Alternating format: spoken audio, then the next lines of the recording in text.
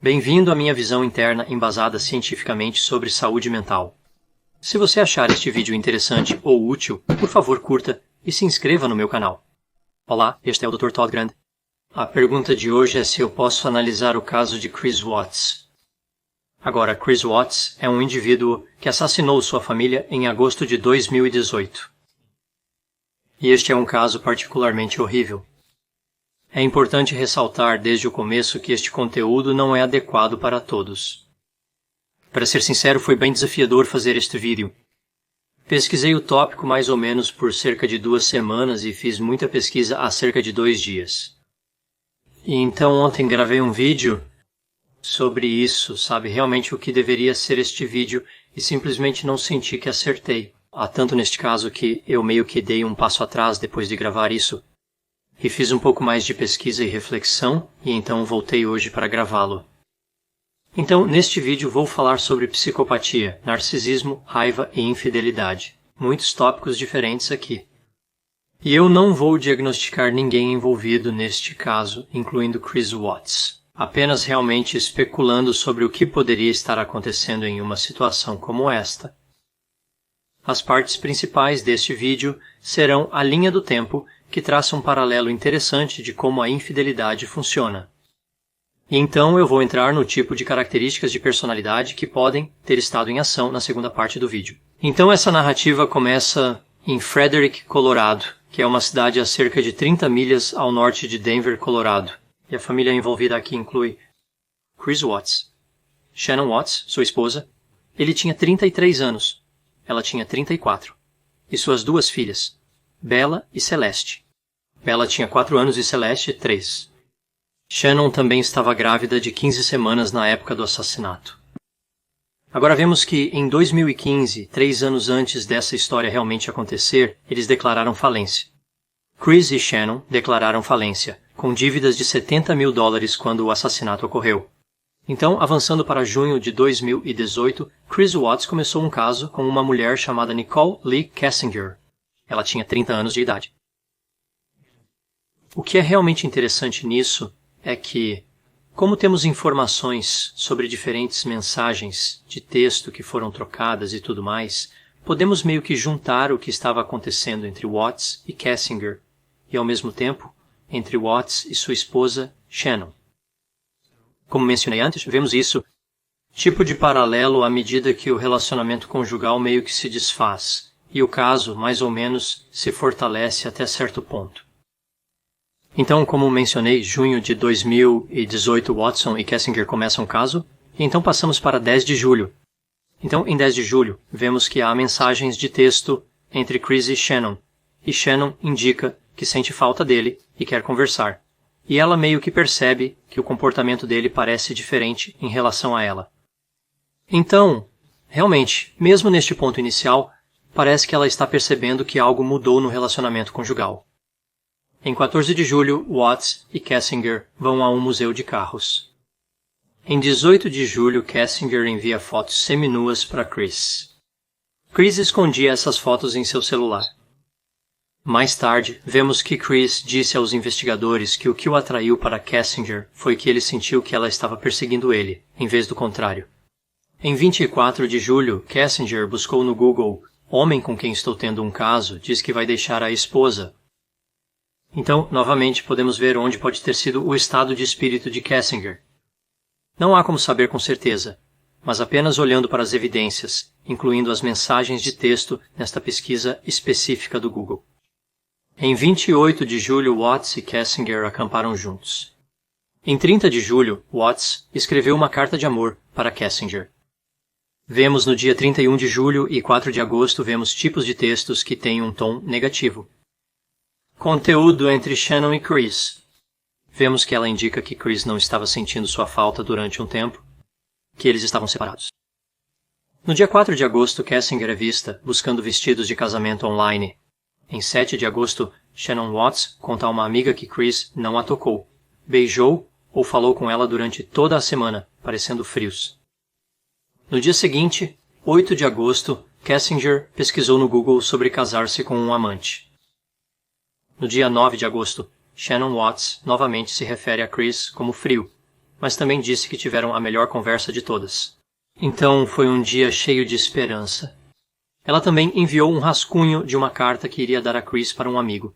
E nessa carta ela indica que as últimas 5 semanas foram as mais difíceis, e que ela sente falta do carinho que Chris costumava dar a ela e que estava confusa. Então, novamente, interessante se você olhar 5 semanas atrás, isso é perto do início do caso, logo depois que começou. Então, novamente, parece que Shannon tem uma ideia muito boa neste ponto de que algo mudou em seu relacionamento.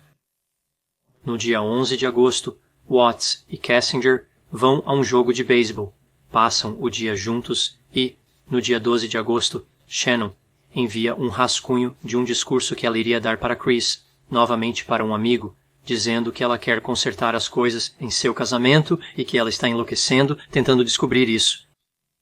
Então, se olharmos para essas mensagens de texto e pesquisas no Google, novamente com essa tríade que se formou, Kessinger, Chris Watts e Shannon Watts, vemos que cada vez mais Shannon está ficando mais angustiada com a natureza do relacionamento, e Kessinger parece estar ganhando confiança de que o relacionamento está indo para algum lugar. Vemos mais ou menos frieza e indiferença de Chris em relação a Shannon, e excitação e talvez algum tipo de orientação futura em termos de Chris e Kessinger. Na madrugada de 13 de agosto, por volta das 2 horas, Shannon retornou para casa de uma viagem de negócios do Arizona, enquanto Chris estava em casa com as crianças. Os dois adormeceram depois que fizeram sexo, e Chris acordou algumas horas depois, e uma conversa começou entre Chris e Shannon. Foi uma conversa de 15 a 20 minutos, e durante essa conversa, Shannon chorou e indicou para Chris que ela sabia que havia outra pessoa. Ela sabia que havia uma amante. Watts negou que tivesse qualquer tipo de caso, mas admitiu que não amava mais Shannon e indicou que eles não eram compatíveis. Foi neste momento que Shannon disse a ele que você nunca mais vai ver as crianças. E isso aparentemente contribuiu para Watts meio que perder a cabeça. Essa é a palavra que ele usou, estalou. Ele colocou as mãos em volta do pescoço da esposa e começou a estrangulá-la, e fez isso por cerca de 2 a 4 minutos.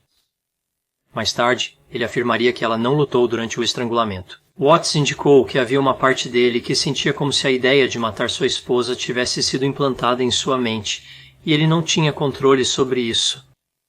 Além disso, enquanto estrangulava Shannon, ele se questionava por que não conseguia simplesmente soltá-la. Então, novamente, neste ponto, ele está realmente dizendo que sentiu como se alguém tivesse controle sobre ele durante o tempo em que estava matando sua esposa e seu filho não nascido. Então, vemos que depois que Shannon foi morta, aparentemente uma das filhas entrou e meio que se perguntou o que estava acontecendo. Chris carregou o corpo de sua esposa em sua caminhonete e colocou suas 2 filhas na caminhonete e dirigiu por 45 minutos até um local de trabalho. Ele também indicou que estava contemplando o suicídio naquele momento, mas mudou de ideia porque tinha medo de que alguém mais pudesse se machucar se o local onde trabalhava pegasse fogo e explodisse. Então, realmente inconsistente aqui. Aparentemente, ele estava bem com o assassinato, mas depois estava preocupado em machucar colegas de trabalho em algum tipo de explosão. Ele nunca realmente indicou o porquê não considerou algum outro tipo de suicídio. Isso foi meio que, eu acho, uma coisa estranha a dizer, mas novamente, isso é algo que ele contou aos investigadores. Quando Watts chegou ao local de trabalho, ele enterrou sua esposa em uma cova rasa, e então sufocou sua filha Celeste com um cobertor e a colocou em um tanque de óleo, e então fez a mesma coisa com sua filha Bella. Ele assassinou sua esposa, filho não nascido e filhas. Até este ponto, devido ao comportamento, raiva e assassinatos cometidos por Chris, parece claro que havia características de psicopatia e narcisismo potencialmente presentes. Porém, isso não esgota os comportamentos que podem ser classificados assim. Vemos que após os assassinatos, ele procurou a letra de uma música do Metallica chamada Battery, que inclui essa referência a matar uma família. Watts também telefonou para a escola das filhas para desmatriculá-las. Ele se comunicou com um corretor sobre a venda de sua residência. Ele trocou mensagens com sua namorada, Kessinger, sobre o futuro deles, e também pesquisou no Google ofertas de férias usando um Groupon. Os amigos de Shannon ficaram preocupados com seu desaparecimento e alertaram a polícia. Depois disso, Watts fez uma entrevista implorando pelo retorno de sua família. Ele indicou mais tarde que, a portas fechadas, ele riu porque havia dito à polícia que não tinha nada a ver com o desaparecimento de sua família. Agora vemos que no dia 15 de agosto, Chris foi preso pelos assassinatos de sua família porque ele confessou. Ele contou a história sobre, novamente, o assassinato de sua esposa e filho não nascido, e então o assassinato de suas filhas. Em novembro de 2018, ele se declarou culpado por assassinato e foi condenado à prisão perpétua sem possibilidade de liberdade condicional. Nós vemos que, após esses assassinatos, Kessinger também fez uma pesquisa no Google sobre Amber Frey, que era a amante de Scott Peterson, um indivíduo que assassinou sua esposa grávida. Ela também pesquisou sobre o contrato de livro e patrimônio líquido de Amber Frey. Então, potencialmente um comportamento insensível também nesse aspecto. Porém, Kessinger cooperou com a polícia. Pelo que sei, ela não foi acusada em relação a esses assassinatos. Então agora, olhando para todas essas informações, isso depois de ouvir a linha do tempo e essa progressão do caso, e a deterioração do casamento, nós olhamos para psicopatia e narcisismo. E eu ouvi muitas opiniões diferentes sobre o que poderia estar potencialmente acontecendo com Chris Watts, o que estava acontecendo nesse momento, potencialmente. Algumas pessoas acreditam que a psicopatia, mas não o narcisismo, poderia estar em ação. Pessoas acreditam que era tanto psicopatia quanto narcisismo, e ainda vemos outros que dizem que não tinha nada a ver com nenhum dos dois, e era simplesmente uma fúria. E eu vou dar uma olhada aqui em alguns dos sintomas de psicopatia e narcisismo e meio que passar e indicar onde eu acho que pode haver alguma conexão entre esses construtos e o que estava acontecendo com Chris Watts. Vou começar abordando a psicopatia. É importante ressaltar que as características que apresentarei não são dicotômicas. Elas não são tudo ou nada. Alguém pode ter qualquer uma dessas características em algum grau, e é realmente isso que eu estarei analisando aqui. Então, a primeira coisa que vemos na psicopatia seria a mentira patológica, e isso não é apenas mentir de vez em quando, é mentir com um propósito, ou às vezes mentir sem nenhum propósito, e vemos realmente muita decepção envolvida aqui neste caso, especificamente aqui onde Chris estava enganando Shannon. Então, parece haver mentira patológica, falta de empatia, remorso ou culpa. Isso parece bem claro. Vemos algumas evidências mais tarde de algum remorso e até culpa, mas certamente logo antes e durante os assassinatos não vemos nenhum sinal de empatia, remorso ou culpa. Outro indicativo de psicopatia é violar as normas da sociedade, e claro, cometer um assassinato se enquadraria nisso. A próxima característica é a irresponsabilidade, e com base no terrível crime que ele cometeu, isso foi certamente irresponsável. Talvez não como normalmente vemos na psicopatia. A irresponsabilidade geralmente está mais relacionada a longo prazo, agindo de forma irresponsável. A próxima característica é a impulsividade, evidente especialmente no momento de raiva em que ele cometeu o primeiro assassinato de sua esposa. Vemos afeto superficial, então isso é quando alguém não parece ter muita profundidade ou sensibilidade. Parece ser o caso. Também está relacionado ao charme superficial, que evidentemente Chris tinha, pois ele teve um caso com Kessinger, e ela indicou que ele era encantador. Agora, isso pode não ter sido charme superficial, mas novamente, apenas olhando para isso como uma questão de graus e especulando, parece razoável conectar essa característica a esta situação. Também vemos uma falha em ter metas de longo prazo. Isso é interessante porque Chris tinha metas de longo prazo. Eles tinham apenas metas antissociais. Vemos um controle comportamental pobre. Isso soa claro, mais uma vez, entrando em fúria e cometendo assassinato. A versatilidade criminal é um indicativo de psicopatia. Isso é interessante porque significa que alguém tem a capacidade de cometer diversos tipos de crimes. Agora, Chris cometeu vários crimes no decorrer desses assassinatos, incluindo, é claro, os próprios assassinatos, mas se olharmos as diferenças entre os assassinatos, foi meio impulsivo e em um acesso de raiva no primeiro assassinato. Parece razoável acreditar nisso, o assassinato de Shannon por Chris. Mas depois um assassinato mais frio e calculista de suas filhas. Ele teve 45 minutos naquele caminhão para se acalmar e para que a raiva diminuísse. eu acharia muito improvável que essa raiva pudesse persistir em um estado elevado por muito tempo.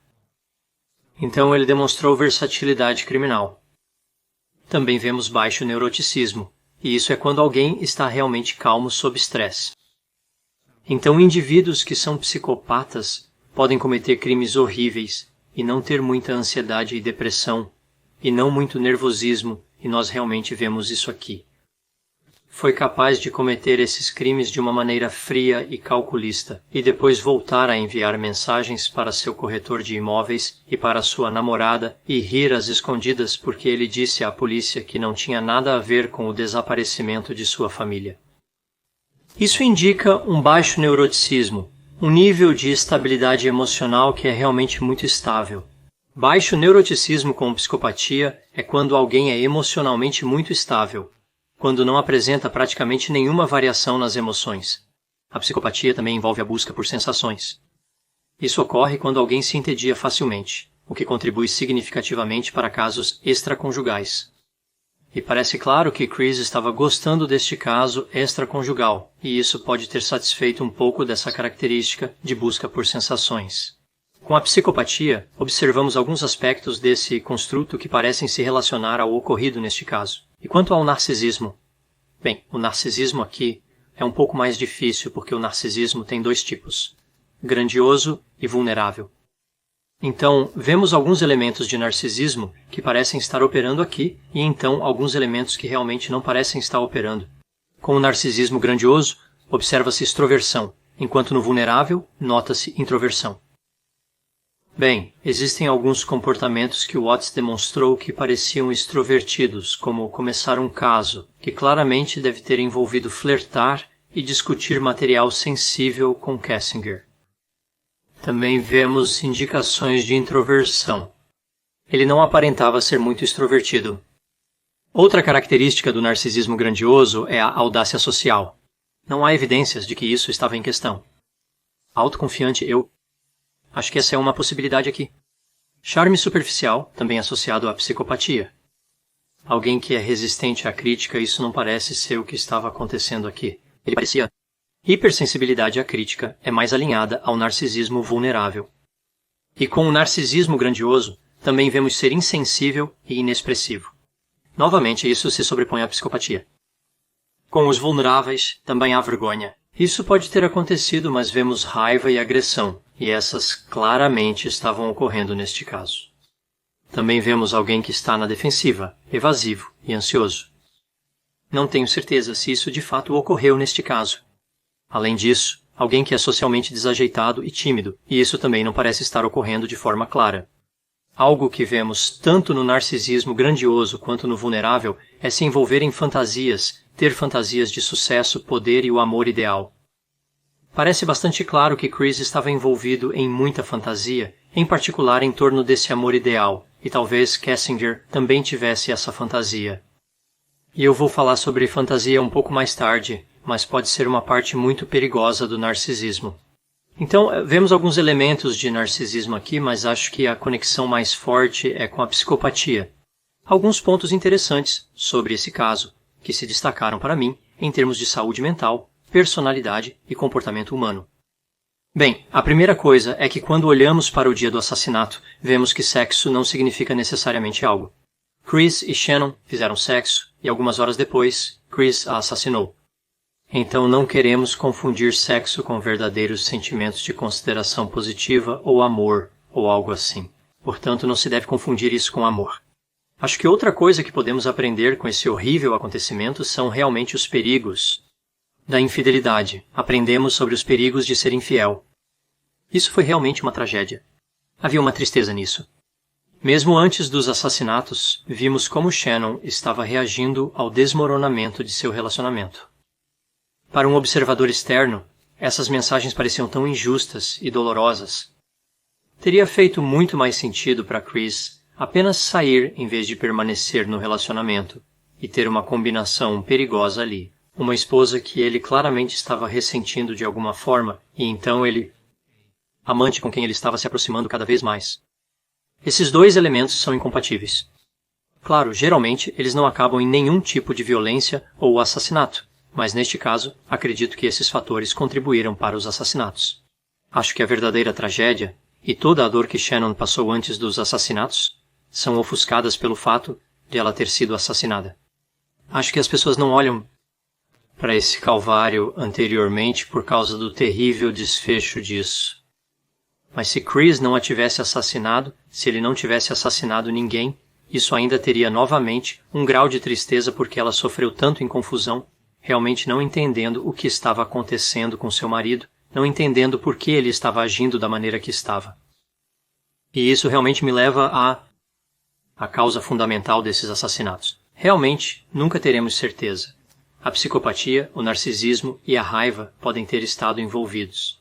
Mas se olharmos para trás antes disso, acho que outro fator que contribuiu de alguma forma foi que não havia um bom relacionamento entre Chris e Shannon, e isso deixou uma vulnerabilidade para um caso. E Chris tomou uma decisão ruim ao se envolver nesse caso, certo? Isso foi realmente o começo do fim. Ele escolheu ter um caso, e novamente ele fundiu os problemas com seu casamento com a emoção e a busca de sensações envolvidas em um caso. E isso é apenas, como mencionei antes, uma má combinação. Isso não causou o assassinato. Eu acho que foi apenas um fator que contribuiu para que toda a situação saísse do controle. E claro, a situação acabou com um resultado realmente ruim. Eu acho que outra coisa que podemos aprender aqui é que a fantasia é perigosa. Um dos sintomas do narcisismo é se envolver em fantasia. E nós realmente vemos isso bem claramente aqui com Chris. Ele vivia em um mundo de fantasia, assim como Kessinger, onde tinham planos de se casar ou ficar juntos, sem enfrentar a realidade de que era casado, tinha filhos e todas as responsabilidades financeiras. Então, o mundo da fantasia meio que encobre a realidade, é claro. É por isso que chamamos de fantasia, permitindo que as pessoas pensem em possibilidades que normalmente não considerariam. E, novamente, esta é apenas uma situação realmente perigosa. Analisando a situação como um todo, o que podemos apontar como a principal causa por trás desses assassinatos? Bem, nunca saberemos realmente, mas é um caso interessante para estudar. Analisar isso pode nos ensinar muito. Eu diria que parece que havia psicopatia e narcisismo em ação, e isso pode ter levado à infelicidade no casamento, ou isso poderia ter sido causado por algo mais, nós não sabemos. Mas de qualquer forma, parece que a psicopatia e o narcisismo prepararam o cenário para o caso extraconjugal, e prepararam o cenário para a raiva e impulsividade, e até mesmo a natureza fria e calculista, que eram todas necessárias para que o Chris se envolvesse nesses assassinatos, para que ele cometesse esses assassinatos. Então eu acho que isso é realmente apenas a interseção de psicopatia, narcisismo, raiva, impulsividade e infidelidade. Parece que todas essas características se juntaram e novamente foi um resultado terrível, terrível neste caso. Como mencionei, este é um caso desafiador para analisar neste nível. É diferente quando você apenas analisa friamente uma linha do tempo. Mas quando você considera os sentimentos que as pessoas devem ter vivenciado durante tudo isso, o terror e o medo e a angústia, este é realmente um caso horrível. Difícil de analisar, difícil de não simpatizar, certo? Simpatia é quando você sente o mesmo que outra pessoa está sentindo. É crucial buscar a empatia, procurando compreender os sentimentos alheios. E eu acho que este é um caso interessante em termos de como equilibramos simpatia e empatia, mesmo apenas examinando e montando uma análise como esta. Há muitas lições a serem aprendidas aqui, e eu acho que vale a pena olhar novamente, analisar este caso e tentar entender o que aconteceu, para que possamos aprender com ele e potencialmente ajudar pessoas que possam estar em situações semelhantes no futuro e talvez tentar prevenir crimes horríveis como os que ocorreram neste caso. Sei que sempre que falo sobre psicopatia, narcisismo e outros tópicos discutidos neste vídeo, surgirão diversas opiniões. Se você concorda, discorda ou tem outras opiniões sobre algum ponto, por favor, deixe nos comentários. Espero que você tenha achado esta descrição do caso de Chris Watts interessante. Obrigado por assistir